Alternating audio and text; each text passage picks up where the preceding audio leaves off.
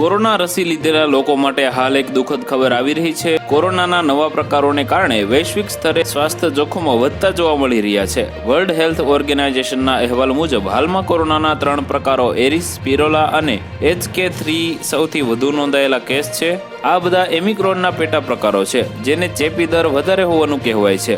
નવા પ્રકારો શરીરની રોગપ્રતિકારક શક્તિને સરળતાથી અસર કરી શકે છે, જેના કારણે તાજેતરના દિવસોમાં હોસ્પિટલમાં દર્દીઓની સંખ્યામાં વધારો થયો છે। હાલમાં UK, USA અને સિંગાપોરમાં કોરોનાના સૌથી વધુ કેસ સામે આવી રહ્યા છે। ભારતમાં કોરોનાની સ્થિતિ એકદમ કાબૂમાં છે। જોકે સ્વાસ્થ્ય નિષ્ણાતો તમામ લોકોને સંક્રમણથી બચવા માટેના પગલાં લેતા રહેવાની સલાહ આપે છે। કોરોનાના આ નવા વેરિયન્ટના જોખમોને ધ્યાનમાં રાખીને વેક્સિન બનાવતી કંપનીઓએ પણ અપડેટેડ વેક્સિન બનાવી છે। તાજેતરના અહેવાલો અનુસાર અમેરિકામાં 7 મિલિયનથી વધુ લોકોને અપડેટ કરેલી રસી આપવામાં આવી છે। તો વધુ માહિતી મેળવવા માટે ચેનલ સાથે જોડાયેલા રહો। વિડીયો પસંદ આવે તો લાઈક કરી દેજો। ચેનલમાં નવા છો તો સબસ્ક્રાઇબ કરી દેજો।